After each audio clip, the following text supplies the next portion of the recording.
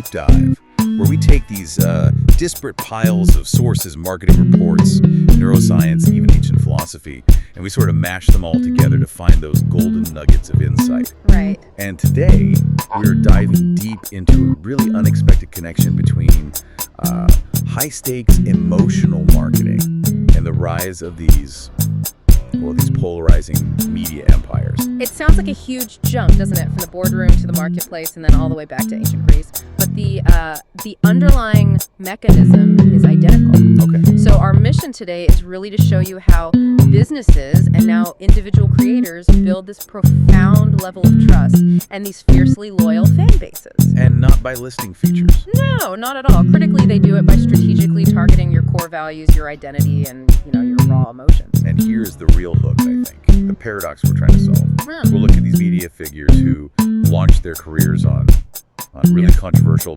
boundary-pushing content. The shock jock model. Exactly, the shock jock. But then they pivot successfully. Yeah. They become this trusted go-to platform for serious mainstream icons. I mean, we're talking Jane Fonda, RuPaul. Even the Vice President of the United States. It's an incredible shift. And that shift from provocation to this kind of intimate authority, that's the playbook. It's a calculated strategy. We'll cover the core marketing techniques, some surprising case studies, and trace it all back to the original provocateur Diogenes. Okay, let's start at the foundation then.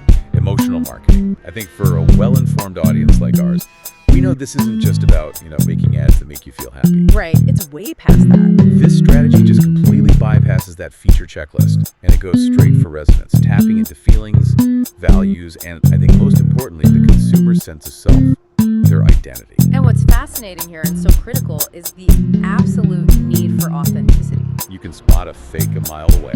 Instantly. Consumers are so adept at spotting manipulation now. So for this to work, the message has to align perfectly with the brand's actual ethical values, their actions. And when they pull that off? The perceived value, the value that goes beyond just the cost of materials, it goes up, exponentially. But I wonder, does that make the product itself secondary? I mean, if you focus so much on the emotional connection, isn't there a risk that people become loyal to the idea of the brand, not the quality of the shoe? That is the tightrope walk, and that's why smart marketers always talk about the balancing act. Emotion is essential to grab attention, to forge that deep connection, yes, but it has to be tethered to practicality, to logic, so the consumer can actually justify the decision themselves. So you need the emotional pull and the rational pull. Exactly. You need the emotional fuel to start the engine, but the logical roadmap to, get where you're going. That makes perfect sense. Our sources had a great example of this. If you run a really effective fear-based ad about climate change, pure emotional play. Right. It can't just end with dread.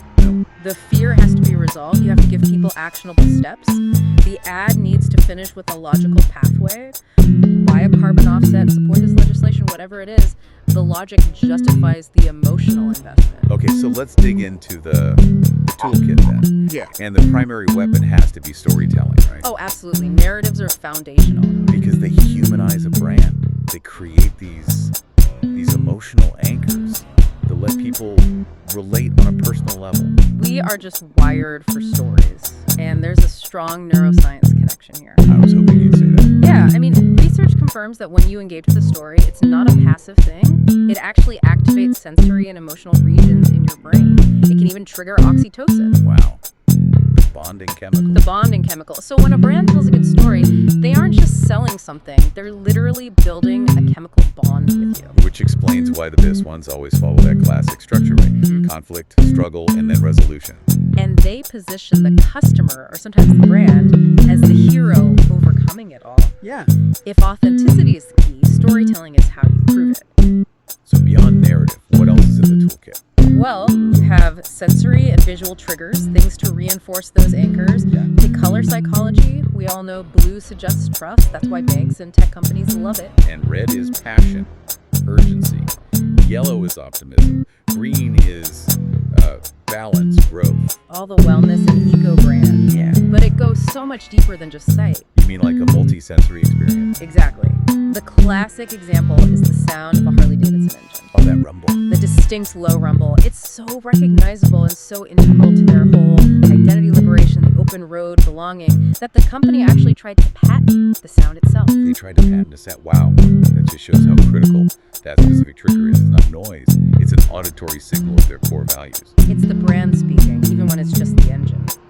And speaking of belonging, that leads to the next tool, community. This is huge. Fostering a sense of inclusion. Massively. This is where you see brands that build a movement, not just a customer base. Like Glossier or Peloton. Perfect examples. They don't just sell makeup or bikes, they thrive by building these customer-driven, emotional communities. When you see other people who share your identity using a product, it creates this fierce loyalty. Social proof. The community becomes the emotional product. It validates your identity choices. So let's get into the big examples, the iconic case studies. We have to start with aspiration. That means Nike's just do it. Right. They never tried to prove their shoes were, 10% better than Adidas. Whoa. They tapped into these universal emotions, determination, self-improvement. They transcended sportswear and became a symbol of personal empowerment. The athlete is the hero. Yeah. The shoe is just the tool. Exactly. Then you have the power of inclusion. Dove's Real Beauty campaign. A total game changer. It was. They evoked feelings of self-acceptance by featuring diverse women and actively challenging those old beauty standards. It was an identity statement wrapped in a bar of soap, and it worked. Okay, so what about blending the irrational? For that, you have to look at tolerance shoes. They're a certified B Corp, which right away signals to the consumer that they're held to a higher standard. That's the rational justification. That's your logic checkbox. But the emotional core is their impact model. TOMS commits 1/3 of its profits to community good. They focus on mental health, anti-racism. So you get a shoe, but you also align your personal identity with ethical responsibility. And then you have the counterintuitive genius of Patagonia. The don't buy this jacket ad. I love this one. It's marketing dressed up as criticism. By highlighting the environmental impact of consumption, they established themselves as credible, authoritative. They basically said, we care more about the planet than a quick sale. It's a brilliant move. It makes you trust their entire mission because they're encouraging restraint, something no purely logical brand would ever do. It signals a profound long-term commitment. Okay, so now let's take this playbook, authenticity, community, even provocation, and apply it to modern media, the blueprint for the modern mogul, Alex Cooper. Yes, call her daddy. Cooper launched her show into this incredibly crowded podcast space using radical honesty. Shock, even. It was framed as locker talk for girls. Yeah. Right, very salacious, very boundary-pushing content in the beginning. That was the crucial first step, the provocation. It was the perfect noise breaker. In that competitive environment, being radically transparent about intimacy gave her immediate, massive visibility. That shock factor created the initial bond with her audience, the daddy gang. But the evolution is the strategic genius here. She didn't just stick with the raunchy content that leads to burnout. Right. She successfully transitioned the show into a platform for deep, intimate interviews about mental health, insecurities, huge life changes. She said she chose to grow with her audience, that if creators don't evolve, they get stuck talking about things they've moved past. So her authenticity shifted. It went from shocking honesty about sex to shocking honesty about vulnerability. And behind all of this was some ruthless business sense. Oh, absolutely. She avoided early brand deals, protected the show's identity fiercely, and her move from Spotify to SiriusXM for a reported, $125 million? Yeah, it's a staggering number. It highlights her focus on securing her own independence and control. And this whole strategic path, pivoting from the provocative shock jock to this deep, serious interviewer, Yeah. it just directly echoes Howard Stern's career, doesn't it? It's the exact same arc.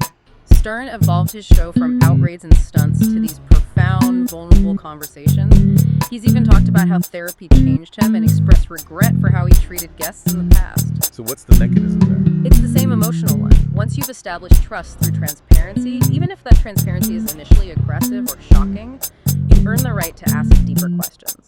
The audience trusts the process. And our sources point to this really interesting generational conflict here. Cooper and Stern are now two of the biggest stars at SiriusXM. Yet, supposedly, Stern harbors some real hostility toward her, to the point where executives have to make sure they never cross paths in the building. Wow. A corporate tension. It just highlights the challenge of managing two massive personalities who share a similar competitive blueprint. And that blueprint, that DNA, really originates with someone like Dave Portnoy, the Barstool founder. Who famously feuded with Cooper during her early contract talks. Right. It all comes back to using provocation to create financial leverage. So whether you're selling empowerment or shoes or intermediate content, it seems you have to cut through the noise with this unfiltered, often provocative demonstration of your values. But where did this idea even start?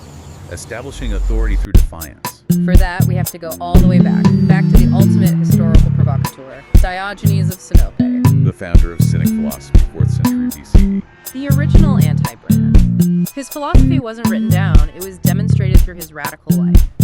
He made a virtue of poverty, rejected every single societal convention. His message was that true happiness comes from complete independence. And to prove it, he lived in a large ceramic jar in the middle of the Athenian marketplace. He did. He actively rejected what he saw as confused and unnecessary societal rituals. His actions were his marketing campaign, constant provocation. And his nonconformity with his authority. He got status not by accumulating things, but by rejecting them all, which gave him this unique moral leverage. Which is perfectly illustrated in his famous meeting with Alexander the Great. Right. Alexander, the conqueror of the known world, comes to the marketplace just to meet this infamous philosopher. He finds Diogenes basking in the sun and offers him any favor he could possibly want. And Diogenes' response is just legendary. He looks up at the most powerful man in the world and says, "Stand a little out of my sun." I mean, incredible. Alexander was stunned, but then profoundly impressed. He famously said, "If I were not Alexander, I would wish to be Diogenes." The king recognized the power of total autonomy. But there's an even deeper, alternate interpretation of that story we should touch on. Yes, the later version where Diogenes wasn't just asking him to move, he was criticizing the king by calling him the servant of his servant. What was the logic there? The argument was that Alexander was a slave to his own ambition. His reason was subject to his will to conquer, so the powerful king was actually subservient to his own internal drives. Whereas Diogenes, who needed nothing, Was truly free, and therefore held the genuine authority. So if we put this all together, Diogenes, the minimalist who rejected society, and Alex Cooper, the mogul who built a $100 million empire on intense emotional connection. What does this synthesis tell us? It tells us that whether you're an ancient philosopher seeking moral authority, a marketing exec launching a global campaign, or a media star trying to break through the algorithm, success requires an authentic and often provocative demonstration of your core values. And that demonstration forges the emotional bond with your audience. Exactly. So the key takeaway for you, the learner, is that great influence isn't about telling people what to think. It's not about listing why your product is better. It's about making them feel something personal and authentic. It's about enabling them to align their own identity with your vision. Which brings us to our final provocative thought. We've seen how modern media empires are built on the strategic use of emotional transparency and intense community loyalty, right? Fostering groups like the Daddy Gang.